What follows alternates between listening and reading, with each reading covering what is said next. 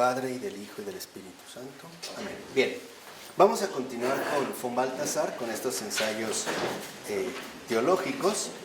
Y estábamos hablando la última ocasión, recordarán, precisamente de lo que era la tradición, la Escritura y la Eucaristía.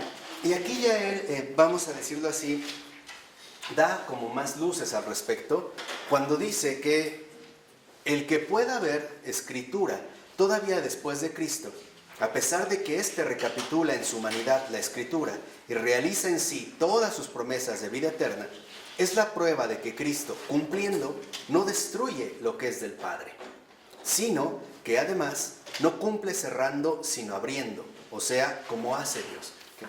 Es la 16. Que es aquí, digamos, una de las cosas fundamentales que vale la pena no perder de vista. Bueno, la primera es que, en efecto, el que haya Escritura no se refiere precisamente a una escritura puesta en letra, sino a una narrativa de vida. ¿Qué quiere decir? Que esta Escritura, finalmente, ahora se da ya no en la letra, sino en la vida de cada uno de los que participan de esta revelación de Cristo. ¿Por qué? Porque en realidad, y esto es algo fundamental, es que el Evangelio, o lo que nosotros llamamos Evangelio, o lo que hemos también conocido como Evangelio, y es también algo que menciona Balthasar, y de manera muy acertada, es la doctrina viva que brota de él. O sea, el Evangelio no es mera letra muerta, sino que es doctrina viva.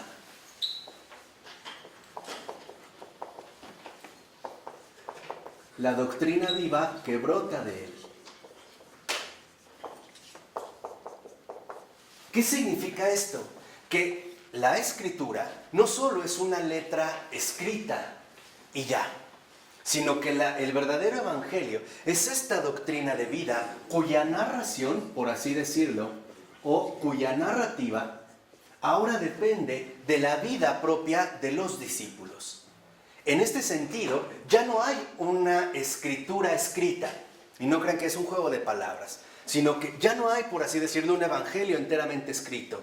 Ya no, ahora lo importante ya no es lo que se escribe, sino ahora lo importante es las vivencias que confirman esta escritura. En otras palabras, ahora la escritura es vivencial. Por eso esta narrativa es una narrativa vivencial. En este sentido, esta narrativa vivencial es la narrativa testimonial.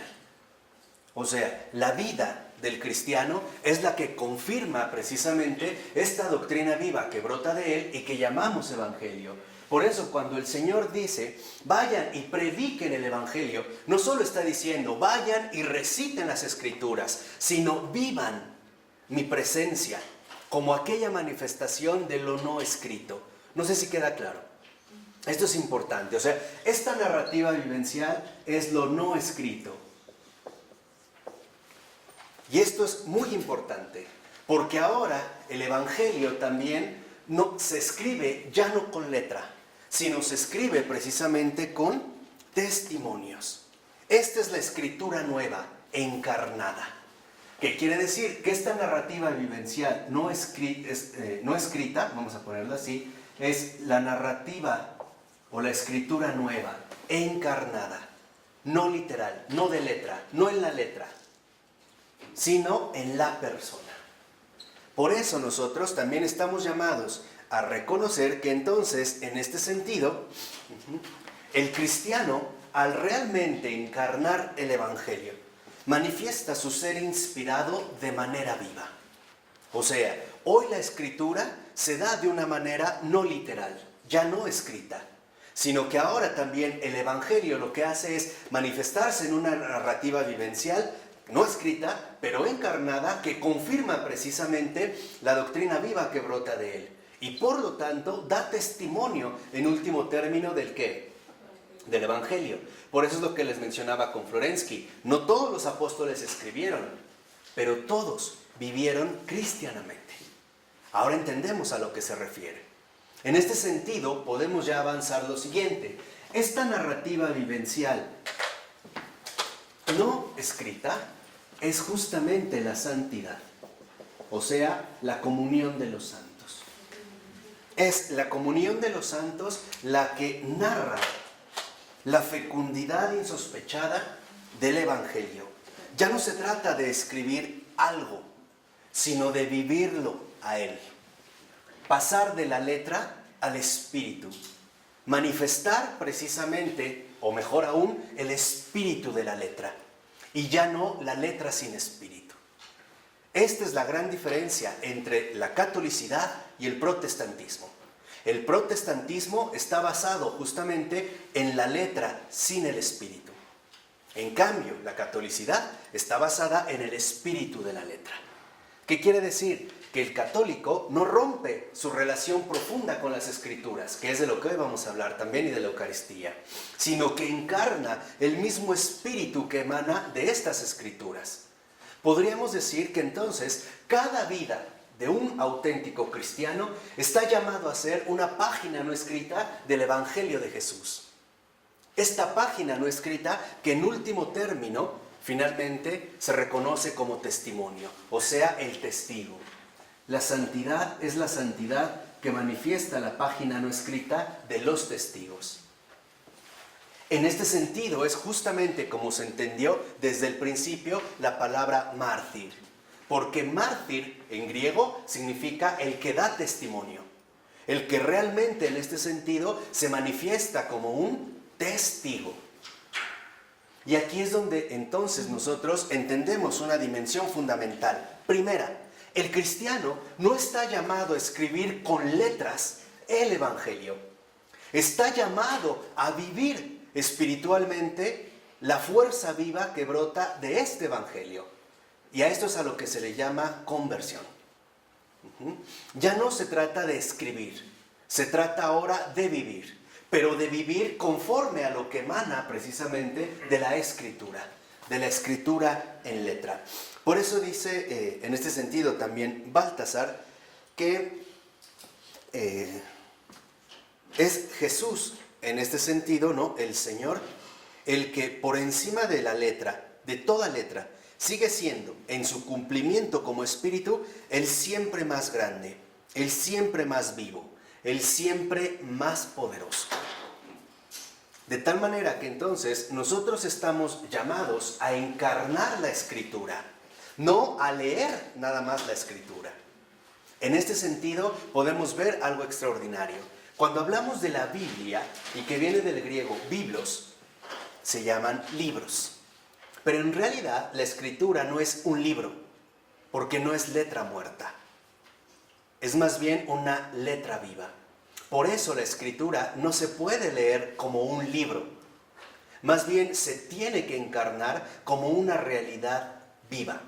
O sea, en este sentido, como lo que es. Por eso no es casual que incluso dentro de toda la tradición cristiana, especialmente la tradición monástica, lo fundamental era la lectio divina. ¿Qué hacía la lectio divina? Recitar algunas partes del Evangelio o de la Escritura en general y repetirlas, por decirlo así, masticarlas hasta que finalmente se encarnaran en esta propia persona. De tal manera que lo que yo leo se convierta para mí en vida. Por eso Pedro le dice a Jesús, ¿a quién iremos? Tú tienes palabras que de vida eterna. No le dijo, tú tienes palabras bonitas o escribes muy bonito. Tú tienes palabras de vida eterna. Y este gesto se vuelve más radical en San Juan. ¿Qué pasa cuando a San Juan se le revela el Apocalipsis y lo escribe? ¿Qué le dice el Señor que haga con lo que ha escrito? ¿Que lo coma? Que se lo coma. ¿Por qué se lo come? Para incorporarlo, incorpore, hacerlo corporalidad viva, o sea, hacerlo parte de su ser fundamental. Entonces, estos testigos, literalmente, son los testigos que han sido incorporados. Han sido incorporados al cuerpo de Cristo.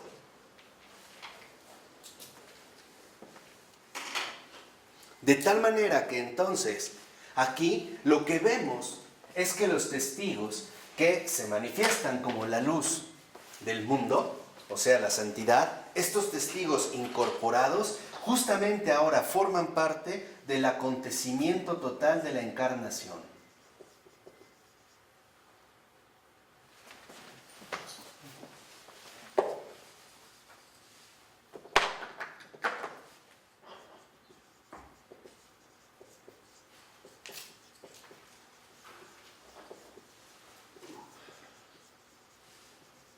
De tal manera que entonces vemos cómo esta incorporación, incorpore en el cuerpo interiorizado, asimilado, ¿no? A mi propia persona, que conlleva o forma parte de este acontecimiento total de la encarnación, nos hace comprender precisamente lo siguiente, que nosotros no solo debemos memorizar la Escritura, sino que la memoria es para que nosotros tengamos a la disposición esta letra viva y se vaya filtrando, por así decirlo, hasta lo más íntimo de nuestro ser. Una cosa es decir Padre Nuestro y otra cosa es experimentar la vivencia que esta palabra conlleva, ¿o no? Una cosa es decir Padre, perdónalos porque no saben lo que hacen, y otra cosa es vivir esta palabra viva. Entonces, cuando vemos esta santidad, que finalmente son los testigos que han sido incorporados al acontecimiento total de la encarnación, es cuando nosotros ahora realmente entramos a formar parte de la vida, de esta vida eterna que Dios ha venido precisamente a revelar. Por ello dice Baltasar lo siguiente: mis palabras no pasarán. Dice, podemos preguntar si tal vez las palabras de Moisés y de los profetas pasaron, pero las de Cristo no han pasado. ¿Por qué? Dice, pues lo que aquellos, o sea, los profetas, profetizaron, se cumplió. Ya. En cambio, las palabras de Cristo están siempre llenas y siempre en trance de cumplirse, y se cumplen diariamente y jamás están colmadas. Pues se cumplieron y se cumplen y se cumplirán en el futuro en los santos. Que es lo que yo les había dicho. Los santos es la escritura no escrita, no literal, de esta revelación única. O sea, del acontecimiento total de la encarnación. Entonces, la escritura, en este sentido, ahora se manifiesta también precisamente a través de los santos. ¿Por qué? Esto también es algo que vale la pena mencionar. Porque cuando hablamos del cuerpo de Cristo, esta incorporación, dice Baltasar, que podemos hablar en muchos sentidos. No obstante, la forma fundamental y originaria de cuerpo de Cristo se refiere al cuerpo histórico. O sea, en un sentido originario, cuando se habla de cuerpo de Cristo, se habla de el Hijo de María.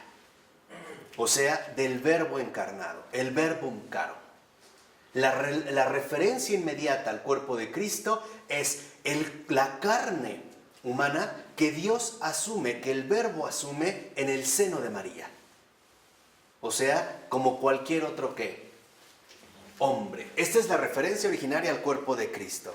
Y dice, en el que de hecho vivió en la tierra y ascendió al cielo. Este es el sentido originario del cuerpo de Cristo. Dice, pero la forma última y definitiva de esta corporización, encarnación de Cristo, es el cuerpo místico. El cuerpo místico en ese sentido es la iglesia. La iglesia como cuerpo místico es la incorporación de toda la humanidad. ¿Se acuerdan cuando hace rato hablamos de todos? Todos han sido llamados, la incorporación de la humanidad al cuerpo histórico. Y mediante esto al Espíritu de Cristo. Y mediante él a Dios. Entonces, lo que vemos es que pasamos del cuerpo de Cristo, el Hijo de María, el Verbo encarnado, al Espíritu de Cristo. Y una vez en el Espíritu de Cristo, precisamente a Dios.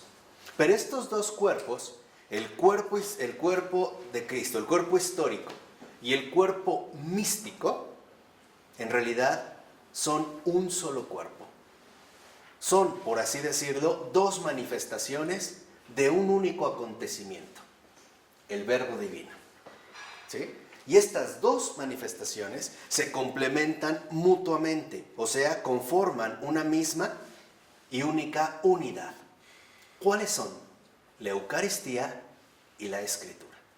Entonces, en este sentido, podemos ver que en esta narrativa encarnada, que se refiere al cuerpo de Cristo, histórico, el Hijo de María, que vivió en la tierra y ascendió al cielo, y el cuerpo místico, que es la Iglesia, también ahora se va a manifestar en la Eucaristía y en la Escritura.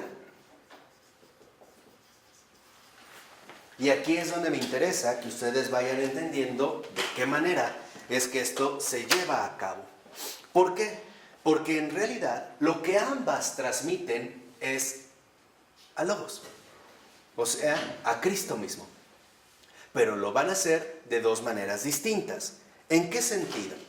Primero, tanto la Eucaristía como la Escritura, en tanto cuerpo de Cristo, se dirigen a los creyentes. Los creyentes, en este sentido, son justamente los que creen en Cristo. Verdadero Dios y verdadero ¿qué? Hombre. Y dice a continuación Baltasar: por lo tanto, es Cristo el camino, o sea, la vía. Aquí está el camino, esta es la vía. Dice, y la Eucaristía transmite esto, lo voy a poner aquí, ¿no? Este cuerpo de Cristo es el camino hacia el cual deberán confluir la humanidad entera. San Pablo lo dijo, ¿no? Hasta que Dios sea todo, ¿en qué? En todos. O lo que sería lo mismo, hasta que Cristo quede incorporado a todos. Dice, este es el camino. Y la Eucaristía realiza esta transmisión en tanto vida. Vita. O sea, aquí está la vida. Y dice, y la Escritura lo realiza en la medida en que es la verdad. Y aquí vemos también otra de las aportaciones significativas que el propio Jesús nos dijo. Yo soy el camino, la verdad y la ¿qué? Y la vida. Aquí empezamos a darnos cuenta de algo extraordinario. El que realmente ha asumido a Cristo como camino, entonces acepta su verdad, o sea, la ¿qué? Pero también acepta su vida, o sea, la ¿qué? ¿Qué pasa cuando se rompe uno de los dos? No está completo. Y si queda incompleto, quiere decir que ya no estamos en el ¿qué? En el camino. ¿Lo comprenden? Esto es fundamental. Por eso les decía, y esto es algo que también va a insistir en este sentido Baltasar. Dice, en realidad, lo que nosotros vemos en la Eucaristía es la multiplicación de la vida de Cristo más allá de los límites históricos, espacio y temporales. Acuérdense, yo estaré con ustedes todos los días. ¿Hasta cuándo? Hasta el fin del mundo. Y ahí está su multiplicación. Pero su multiplicación, en este sentido, como auténtica ¿qué? Vida. Y, por otra parte, y esto es fundamental, en esta Eucaristía no se pierde de vista la unidad de Cristo. Y en realidad, aquí lo que vemos también es que ahora la Escritura contiene al Señor como palabra y como espíritu, donde también como palabra lo eleva por encima del tiempo y también por encima del espacio. Aquí que vemos que en realidad la verdad que se nos ha dado a través de la Escritura no está ligada a un tiempo meramente histórico, a un solo contexto. Habrá matices en los que en efecto habrá que hacer referencias, pero si ustedes lo ven, las parábolas de Jesús, por ejemplo, ¿se han entendido de modo significativo en cualquier época? ¿No? Sí, No, sí, claro. es la vivencia diaria. Sí. Bueno, sí, desde esa ¿Sí? O sea, las parábolas de Jesús en este sentido se han recibido como esta verdad que traspasa las fronteras espacio-temporales en las cuales precisamente el hombre vive su limitación. En pocas palabras, el camino que es Cristo mismo nos ofrece una verdad que no sucumbe al tiempo, pero también una vida que no se agota con el tiempo. Nos ofrece una permanencia estable, una continuidad en este sentido permanente. Pero Marco, ¿y esa vida no se podría encontrar en otro lado además de la Eucaristía? Por ejemplo, para los protestantes en la caridad o en algún otro lugar. No. Eso es lo que vamos a ver a continuación. Vamos a ver por qué. Pero lo que les decía, y esto es importante, Mauricio, es que cuando uno rompe con cualquiera de estos dos, entonces lo que eso significa es que uno ya no está en el auténtico ¿qué? Camino. Y la prueba más clara es que incluso en el caso de los protestantes se da como un cisma.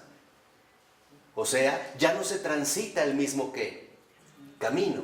Y entonces, si yo ya no voy a transitar el mismo camino, ¿qué me queda? El error. El error. Y por lo tanto, inventar mi propio camino. Me voy a inventar que la escritura lo es todo, que esto no lo es nada, y entonces voy a tratar de dar algunos otros sustitutos, ¿no? Que nos permitan de alguna manera cubrir este determinado vacío. Y este es un error grave. ¿Y al final qué pasa con todos ellos? Al final, lo que sabemos que es un hecho es que al final se van a confrontar cara a cara con la verdad. ¿Qué va a haber? No sé. Pero eso sí. No nos toca a nosotros. Pero un hecho es que se van a confrontar con la verdad cara a cara. Por eso yo les decía que es tan importante combatir el error. Porque el error de uno, ¿a cuántos no puede arrastrar? A muchos. A muchísimos. Y más cuando esta persona ha sido llamada a influir en muchísima gente. Por ello, nada más lo digo de pasada y piénsenlo. El demonio siempre busca líderes. Porque sabe que si atrapa en el error a un líder, con ese líder va a arrastrar a muchos ¿qué? Otros. Entonces le ahorra la chamba, ¿no? Se concentra en uno y sabe que el uno va a arrastrar a muchos otros. Ahora, aquí entonces lo que vemos es que ambas formas, la Eucaristía, la Escritura, tienen en común que universalizan el cuerpo de Cristo sin privarle de su concreción.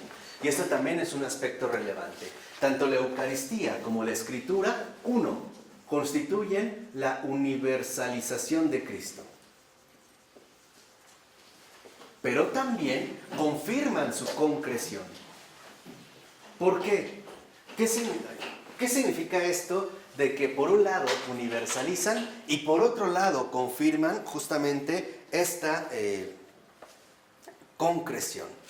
Uno, la Eucaristía puede estar presente en cualquier parte del mundo, en cualquier momento y en cualquier lugar donde literalmente, ¿no?, este acto milagroso se lleve a cabo.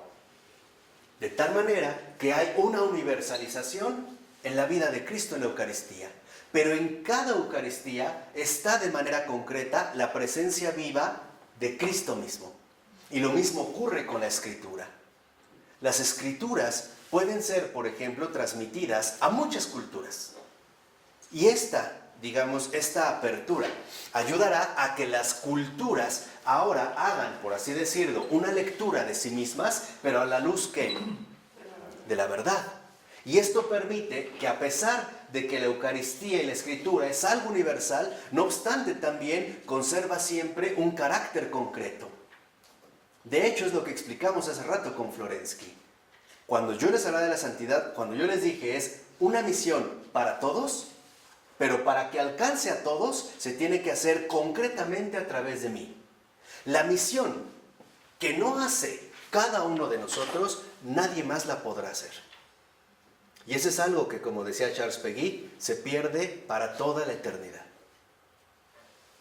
Y es cierto, no tendremos la oportunidad, al menos, de poder recomponer esta falla. Podremos hacer 1000 cosas más, pero aquello en lo que dejamos, digamos, de lado, no lo vamos a poder recuperar, ¿qué? Nunca. Y aquí es donde entra precisamente la universalidad de Cristo. Por eso dice, por ejemplo, algo muy serio Baltasar. Dice, la validez universal de las palabras de la Escritura no puede atribuírsele a la universalidad abstracta de la verdad humana universal. O sea, ¿qué significa? Que la universalidad de la Escritura no viene de que la Escritura contenga algo así como una verdad humana universal o válida para todos, que es, por ejemplo, lo que muchos han querido hacer al toparse con la Escritura. Encontrar en la Escritura algo así como un código moral válido para cualquier parte y para cualquier persona en cualquier lugar del mundo. Aquí Baltasar lo que nos dice es no. ¿Por qué las Escrituras son universales? Porque son inspiración divina, no está hecha por el hombre. Ni siquiera es inspiración divina, porque es manifestación divina. ¿Qué quiere decir? Que la medida de las Escrituras no viene del hombre, viene de Dios mismo. Y esto es precisamente lo que le da esta universalidad. Por eso va a decir también, o nos va a recordar Baltasar, que de ahí que Orígenes, por ejemplo, exhortara a los cristianos a recibir la palabra de la Escritura con el mismo respeto con que reciben el cuerpo del Señor en la Eucaristía. ¿Por qué? Porque Orígenes se dio cuenta de manera fundamental que tanto la Eucaristía como la Escritura no eran más que dos manifestaciones concretas del propio cuerpo de ¿quién? De Cristo. Ahora entienden por qué cuando se lee el Evangelio nos ponemos de pie. Es por eso. No crean que es para que no se duerman. Y muchos no estemos levantando y parando y híncate. En realidad es este gesto de que en realidad nos paramos, pero nos paramos para recibir la palabra con el mismo respeto con el que recibimos la ¿qué? La Eucaristía. ¿Qué significa esto? Significa algo muy hermoso. Una, que cuando nosotros realmente reconocemos en la Escritura a Cristo, lo recibimos con igual respeto que cuando recibimos ¿qué? La Eucaristía. Y la propia estructura de la liturgia nos confirma que el Señor primero nos alimenta espiritualmente, después nos va a alimentar carnalmente. Ahí vemos cómo el Señor es la verdad. ¿Qué le dijo al maligno en la primera tentación? No solo de pan vive el hombre, sino de toda palabra que sale de la boca ¿qué? De Dios. Lo dijo, lo hizo. No solo de pan. Primero el espíritu, después el cuerpo. Pero los dos. Lo único que estamos viendo es prioridades. No es que diga, Cristo, entonces el cuerpo no importa, no importa. Pero lo primero que hay que alimentar es justo el espíritu. Por eso primero viene la palabra, después viene la Eucaristía. La verdadera crisis contemporánea no es económica, es crisis espiritual. Y por eso han florecido los grandes traficantes del espíritu humano. Madame Saussure, Walter Mercado, todos ellos, en realidad, son los traficantes, ¿no?, con la espiritualidad dañada del ser humano. Le hacen crear esperanzas donde no las hay y les hacen promesas que en realidad no son capaces de cumplir. Se condiciona, en ese sentido, la Eucaristía, no por la propia Eucaristía. Se condiciona porque, en efecto, nosotros no podemos jugar un doble camino.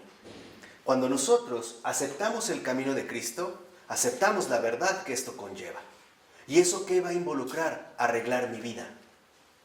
Si uno lo analiza bien, veremos que cuando, por así decirlo, se prohíbe la Eucaristía a una persona, es porque de fondo no es que se le prive del cuerpo de Cristo, es porque se le invita a enmendar aquellos errores que lo han llevado a distanciarse de este camino. Por eso vemos cómo se le priva de la Eucaristía, pero no de la Escritura. O sea, no le dicen, ahora tápate los oídos, ¿no? O sea, el alimento espiritual va para todos. No puedes entrar a la iglesia. Pero, en este sentido, depende de cuál es la verdadera intención que se vive en el corazón. Porque el Señor lo dijo, no podemos quedar bien con dos amos, puesto que con uno quedaremos ¿qué? Mal. Ahora, ¿Qué es preferible? ¿Quedar mal con Dios o con los hombres? Hoy la gente hace lo contrario. Por ejemplo, hay muchas personas que viven de una manera extraña. ¿Dónde podemos ver que en efecto se han desviado del camino? Porque eso los conduce a privarse de la que. De fondo, no es que se prive, no es que se le prohíba recibir la Eucaristía. Es que lo único que se hace es confirmarle lo que esta persona ha decidido. O sea, es como si la iglesia dijera, bueno, eso es lo que tú has querido. O sea, confirman la elección que de antemano se ha tomado. Yo les dije, cuando uno realiza algún tipo de situación, la que sea, uno también de alguna manera intuye o llega a contemplar o a vislumbrar las consecuencias que esto va a traer consigo. ¿O no? Por ejemplo, hay muchos hombres que prefieren no comulgar antes de dejar a su amante. Tal cual, ¿eh? O hay muchas personas que prefieren no comulgar antes que enmendar su vida en algún aspecto. Seguir en negocios chuecos, narcotráfico, prostitución, qué sé yo. Entonces, ¿por qué es que no podemos ingresar al camino? Porque nosotros hemos optado por apartarnos de este camino. Lo único que hace la iglesia es confirmar la elección que de hecho, con nuestra propia libertad, hemos decidido tomar. Realmente el que recibe la Eucaristía, ¿no?, por así decirlo, en estado inapropiado, se come su propia condenación. ¿Por qué? ¿Por qué podríamos decir que se come su propia condenación? Porque en realidad lo que está haciendo es jugando, ¿no?, a una doble postura. Está peor, ¿no? Exactamente. Es porque peor. sabe que no lo debe de hacer. Claro. Y lo hace por quedar bien a lo mejor con la gente, ¿no? Sí. O en un determinado momento social. Y entonces aquí es donde vemos, Isaías, porque tu pregunta es muy buena, donde vemos incluso una manifestación de la bondad de Dios. Dios, sabiendo que eso es peor, mejor prefiere decirnos que no lo hagas. Porque eso sería algo que peor. ¿Y dónde está la frontera entre el camino, la verdad y lo que dice la iglesia? Porque a través de la historia hemos visto que la iglesia ha cambiado de parecer, se ha actualizado e inclusive ha admitido que se ha equivocado. Entonces, Sí. uno como cristiano en el siglo XXI, ¿dónde debe encontrar esa frontera? Ya te entendí. Para no seguir ciegamente. Claro. Aquí habría como dos dimensiones. La primera, ¿la iglesia ha cometido errores? Sí. ¿A qué nivel? Eso es lo fundamental. ¿A qué niveles? O sea, ¿a niveles de pastoral o de vida eclesiástica? Sí. ¿A niveles, a lo mejor, de cargos eclesiales elevados? Sí. ¿A niveles de vivencia religiosa? Sí. Pero en algo nunca se ha equivocado, porque no depende de ella. En siempre señalar el camino que no nos desvía de la que, de la verdad. Por eso, cuando a la iglesia se le tachaba, por ejemplo, de sumamente conservadora, lo que pasó tiempo después es que se dieron cuenta que en último término la iglesia tenía razón, que el mundo iba equivocado, y entonces va a tratar nuevamente de regresar y retornar a este camino. Entonces, aquí es donde nosotros debemos también de reconocer algo importante. La iglesia ha tenido errores. ¿En qué nivel?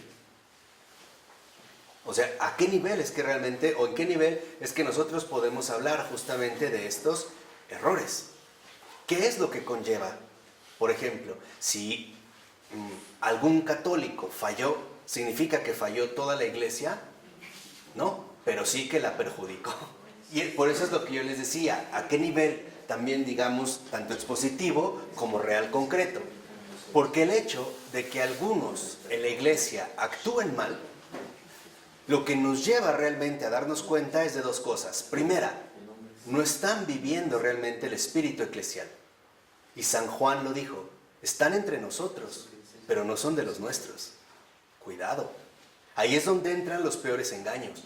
Sabemos perfectamente bien que en estos tiempos contemporáneos, el propio olor del mal espíritu perfuma en gran medida el interior de la iglesia.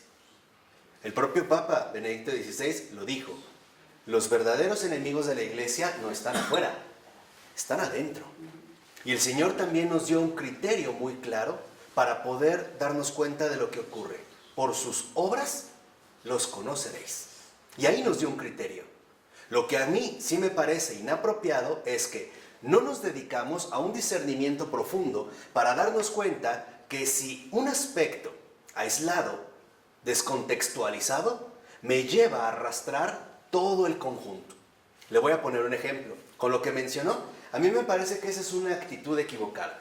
Me regalan un racimo de uvas, una está podrida. Tiro el racimo, lo pisoteo y me quedo con la podrida, amargándome la existencia y diciendo que esto está mal. ¿Qué quiere decir? Que no discernimos bien la dimensión real de los actos. Yo lo he dicho, la iglesia ha cometido errores, por supuesto. A tratar como de comentar, por así decirlo, en 3 pasos, muy sencillos. 1, cuando Dios se compromete con los hombres, se compromete con el ambiente pestilente donde viven los hombres. Si yo me comprometo a trabajar con cerdos, yo sé que no van a oler a perfume. Y el Señor ha decidido comprometerse con el hombre. Comprometerse incluso hasta las entrañas mismas de la sociedad humana. ¿Qué significa esto? Que el Señor no ha venido literalmente a marcar una línea tajante entre lo puro y lo impuro, entre lo perfecto y lo imperfecto, entre el santo y el pecador, sino que ha venido a marcarnos un criterio que supera estas 2 disyuntivas y decirnos, claro, las cosas andan mal, pero no todo está mal. Aquí es donde cambian nuestros criterios. En el caso del racimo de uvas, aunque de 100 uvas, 99 estuvieran podridas, el problema es que lo normal sería que yo tiro estas 99 y me quedo con la que está buena. Y me pregunto por qué esta sigue buena a pesar de que las otras 99 se echaron a perder. O sea, es un criterio evaluativo. Lo que también me parece que Chesterton nos decía era, lo que está mal en el mundo es que ya nadie habla de lo que está bien. Y esto, la verdad, es incoherente con nuestra vida normal. Cuando uno está cocinando y uno encuentra algo mal en una fruta, le quita ese cachito y lo tira. Y es lo que hoy se ha hecho. Se ha tirado. Por ejemplo, ¿qué ha dicho el Papa Francisco? Los sacerdotes que cometan algún tipo de delito grave, lo pagan. Y lo pagan ante la ley civil. Y no se les va a proteger, y no se les va a tapar, y no se les va a encubrir. Eso a mí me parece un avance enorme. La valentía que también tuvo Benedicto XVI al decir que los verdaderos enemigos estaban dentro y no fuera, me parece también que era momento de poner las cosas en su lugar. Y esto no es nuevo. La iglesia ha atravesado muchísimas crisis. Y algo nos consta. A pesar de esas crisis deplorables, uno la ha restaurado con una fuerza extraordinaria. Con uno. Bastaría en este caso uno. Pero ¿qué es aquí finalmente lo que también ocurre? Y en este sentido estoy completamente de acuerdo con usted. No hacemos nada. En realidad yo lo que digo es que hacemos mucho, pero no lo que realmente debemos hacer.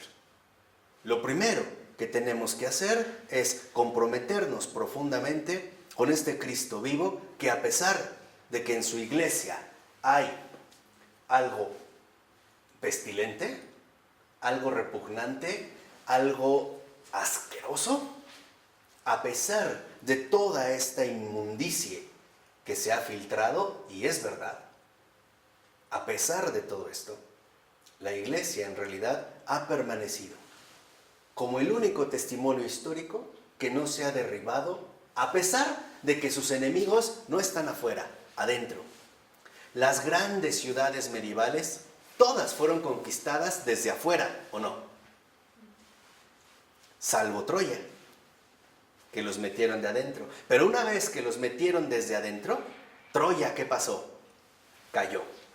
En la iglesia no nos han metido un caballo de Troya, nos han metido 1.000.000 de caballos de Troya y no la derriban. Eso es lo primero que resulta llamativo. ¿Por qué? Porque ahí también el Señor, y esto es algo fundamental, no le tiene miedo a las equivocaciones. El Señor sabe que en la vida humana los errores son prácticamente inevitables. O sea, el Señor nos ha tomado en serio, pero también nos ha dado otro criterio mayor. No solo hay errores, también hay aciertos. Y el acierto mayor que tiene la iglesia es que cuenta con su presencia todos los días hasta el fin del mundo. A mí me queda algo muy claro, Juan Manuel, ¿verdad? Sí. A mí me queda algo muy claro, Juan Manuel. Con un cristiano que haya verdaderamente en el mundo, la iglesia permanece. Aunque todos se quisieran ir finalmente sobre ella. Yo recuerdo ahorita las palabras de un literato católico que decía que derriben la iglesia. Los primeros que van a caer son los que la tiraron, porque sus piedras caen sobre ellos. Que la tiren. Y aquí es cuando vemos estas dimensiones. Acuérdense, el Papa Juan Pablo II pidió perdón. Y pidió perdón también por todas estas equivocaciones que la iglesia ha cometido. Pero en realidad me parece que no es tanto la iglesia, el cuerpo histórico de Cristo, el cuerpo místico de Cristo, el que la cometió. Los errores los cometieron por los que estaban, según, formando parte de la iglesia, y en realidad no eran de la iglesia. Estos son finalmente los que más la han destruido. Yo les decía, las campañas publicitarias de hoy en día están dirigidas a tergiversar la verdadera dimensión de las cosas. Por ejemplo, hoy está clarísimo que el sacerdocio atraviesa uno de sus peores momentos. ¿Cuántos sacerdotes han fallado? Muchos. Pero ¿cuántos sacerdotes han hecho cosas extraordinarias? Más todavía. Mucho más. ¿Y quiénes hablan de ellos? Ni nosotros, que es lo peor. Ni nosotros. Hablamos del que se equivocó, pero no hablamos del que acertó, del que fue fiel. Pero eso siempre en todo.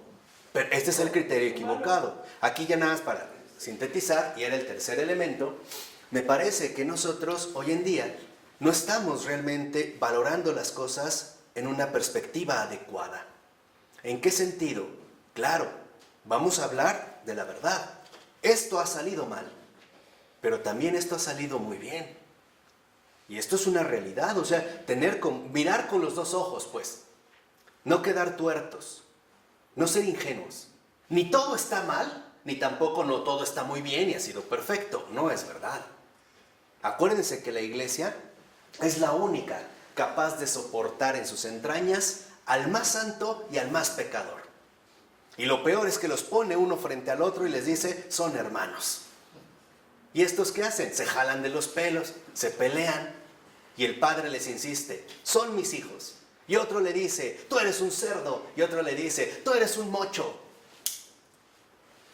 Y finalmente, el Señor los mira con ternura y les dice, la cuestión no está entre ustedes. La cuestión no está en lo que ustedes deciden. La cuestión está en mí. Porque el hecho de que tú seas un santo es por pura gracia mía. Y el hecho de que tú seas un gran pecador es también una gracia mía, para ver si finalmente te acercas a mí. Ahí es cuando me parece que las cuestiones se empiezan a nivelar dentro de una perspectiva adecuada. Yo les he dicho, en realidad el católico está llamado a pedir perdón por todo lo que la gente no ha recibido y espera y merece. No crean que solo el sacerdote debe disculparse, nosotros también. Porque nosotros decimos que somos parte de esta misma ¿qué? ¿Qué pasa a veces cuando un muchacho es grosero con otra persona? ¿Quién da la cara? A veces los papás, ¿no? Oye, perdónalo, discúlpalo, mira, estaba borracho, no andaba bien. O mi pregunta es, ¿y hoy quién da la cara? Cristo desde el principio se rodea de hombres, o sea, tan humanos, que incluso prácticamente todos lo abandonan. Pedro lo niega, el otro lo traiciona, otros salen corriendo, el otro no lo entiende. Y no obstante, a pesar de eso, Cristo lo sigue manteniendo cerca, ¿no? Lo sigue llevando finalmente cerca de él. ¿Por qué? Porque esto también es muy fundamental. Hoy en día, a veces yo me pregunto, ok, un sacerdote falló. Mi primera pregunta es, ¿de verdad era un sacerdote? ¿O se disfrazó de sacerdote? ¿realmente tenía la vocación del sacerdocio o era un vil farsante? ¿Un lobo disfrazado de qué? De oveja. Eso es lo primero que me pregunto. Ese es mi primer criterio. Si digo, no, pues sí era, la siguiente pregunta es, ok, ¿me escandalizo? Sí, pero en algún momento recé para que no llegara a tal. Y ahora se conmueven mis entrañas para que este elegido del Señor sea levantado desde el estiércol y convertido en una estrella luminosa para el mundo entero. ¿O simplemente hice mi berrinche fariseo de decir que falló y entonces mando todo al carajo? Esa es la forma de reaccionar del ser humano. Por ejemplo, un hombre va a un restaurante a comer, ¿no? Pide y en la sopa hay un pelo. No solo a veces manda al carajo la sopa, hasta a su esposa. ¿Ya ves? Tú siempre querías venir aquí, te dije que no, y todo, un pelo. ¿O no? Cuando en realidad lo más apropiado sería decir, bueno, exacto, está mal, pero es solo un ¿qué? Un pelo. No por eso incendio y después hablo mal de todos los restaurantes y de México y que el mundo y bla, bla, bla, porque esa es la cadena, ¿no? Que hoy en día se vive. Y ahí es donde nosotros debemos de reaccionar. Y aquí es donde se vive finalmente el acto de fe. ¿Estamos asumiendo las cosas solo por lo que vemos? ¿O realmente estamos conscientes de lo que no vemos? Y se vive en la iglesia. ¿Cuántos no se han consagrado de manera anónima al servicio del Señor? Cuyas obras solo el Padre que está en los cielos conoce. O solamente, en pocas palabras, estamos viendo las cosas desde su lado empírico. Y realmente no hemos visto toda la obra que el Espíritu lleva a cabo. A mí me sorprende. Puede ser, y es un hecho, que un católico falla, pero también es un hecho que hay muchísimas conversiones. Es verdad que un sacerdote falló, gravemente si quieres, pero también es verdad que hay sacerdotes confesando en ese mismo momento. Es verdad que hubo locura en la iglesia, y a mí me parece que de cierta manera era normal esta locura, porque los planes de Dios son locura. Y generaba finalmente inquietud, y generaba en último término incertidumbres, y vaivenes, y caídas, y levantadas, y bajarse. Pero esto también me parece que conlleva un signo profundo del Señor. ¿Por qué ha permitido que su iglesia, literalmente lo digo, bese el suelo? Para que yo la rescate. Una, para que Dios la rescate, y dos, para que nunca se olvide de su humildad. Para que no crea que porque el hecho de que Dios está con ella, la preserva, la acompaña y la protege, eso lo exime de sus propias debilidades humanas. Por eso también la iglesia delante de Dios baja la cara. Si no, caería en una postura despótica como aquel fariseo que va a orar y le daría gracias a Dios por eso, ¿no? Como iglesia. Señor, te doy gracias porque no me has hecho como este, ¿no? Que cae en pecado. Así que delante del Señor nadie tiene cara para decirle, yo no he fallado. Todos fían. Pero todos tenemos la posibilidad de decirle, Señor, a pesar de todo, he amado. Tú lo sabes. Vamos a dejarle. Aunque te falla. Sí, claro. Ya no es tiempo. O sea, lo que quiero que entiendan es que en este sentido, el error es solo una parte. Por eso les decía a qué niveles. ¿Qué tan profundo estamos rascando en la realidad de las cosas? ¿Qué tan profundo estamos llegando a esta situación?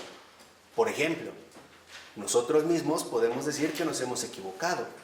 Pero no solo nos hemos equivocado, ¿o sí? No. Que una persona se equivoque significa que entonces ya toda su vida está echada a perder. O que toda la humanidad finalmente está perdida. Pues así son nuestros juicios, ¿no? En la secundaria alguien se enamoró profundamente de una mujer, o al revés, vamos a cambiarle, ¿no? Una mujer se enamoró profundamente de un muchacho y el muchacho no le respondió. Y después, ¿quién las lleva? Todos los hombres, bola de ojetes, ¿no? Así son. Porque nuestros criterios son desproporcionados. Arrasamos fácilmente con todo. Ahora, aquí es donde entra la prueba de fe que hoy estamos viviendo. Nos vamos a dejar consumir por el espectáculo funesto del horror, o realmente la situación que la Iglesia atraviesa hará que nuestros corazones se enciendan con una caridad inextinguible, con un valor realmente impresionante y con una humildad que subyuga cualquier postura.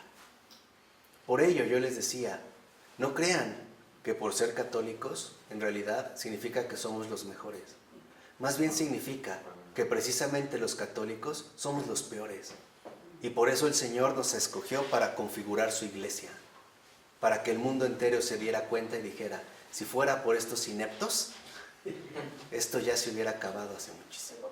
La iglesia siempre va con la cabeza gacha, pero no de humillación, sino porque siempre va orando, para que cuando levante la cabeza, el Señor le sonríe y le diga, aquí estoy.